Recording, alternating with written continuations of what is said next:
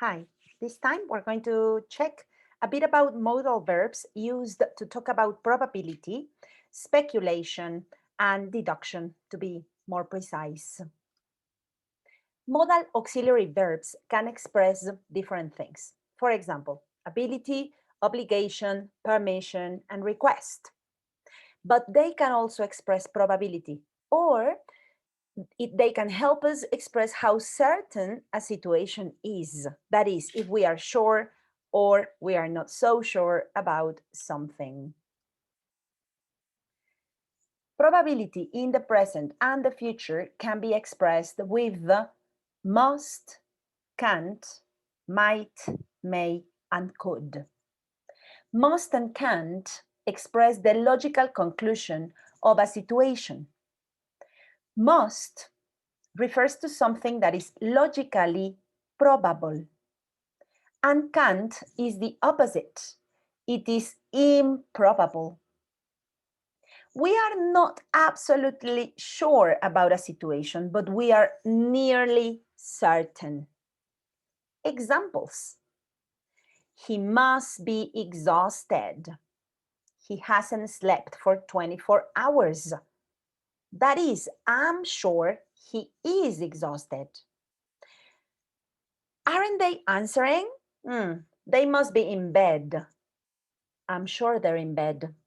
They can't be out this late. It's illogical. It's impossible that they are out so late at night. May, might, and could also express probability in the present or future. May, might plus not is the negative form, but couldn't is rare in this use. For example, he might be lost or he may be stuck in traffic. He hasn't arrived.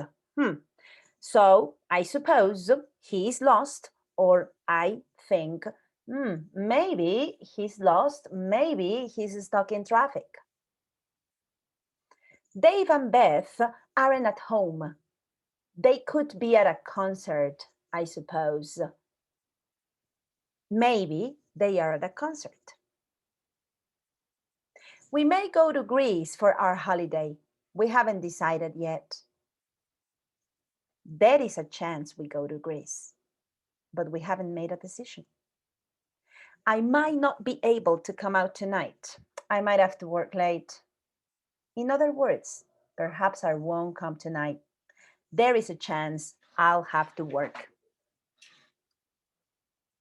The continuous infinitive is formed with be plus ing.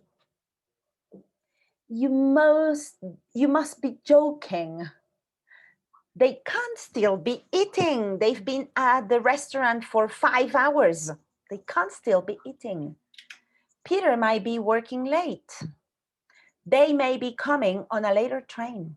They didn't arrive in this train. They may be coming in a later train. Of course, we can also express probability in the past. The perfect infinitive is formed with have plus past participle. He must have caught a later train. He must have caught. The pronunciation is usually he must have caught, must have. He must have caught a later train. That is, I am sure he caught a later train. They might have lost our phone number. In other words, maybe they lost our phone number. That's why they haven't called. These forms express degrees of probability in the past. I'm sure we use must and can't. I'm sure something is true in the past. I'm sure something is not true in the past. I use must and can't plus the perfect infinitive, have plus past participle. May, might, and could express a lower degree of probability. Look at these last examples. He must have been exhausted. She can't have told him about us yet. The letter may have gotten lost in the post. He might have changed his mind. They could have moved house. This is the same as I am sure he was exhausted. I am sure she didn't tell him about us yet, or he hasn't told them about, she hasn't told him about us yet. The letter, I'm sure the letter got lost. I'm sure, well, no, there is a probability, right? There is a chance the letter got lost in the post. Probably he changed his mind. There is a probability. They could have moved house. Maybe they moved house. That's a possibility, probability, possibility. How logical, how illogical some things are in the past.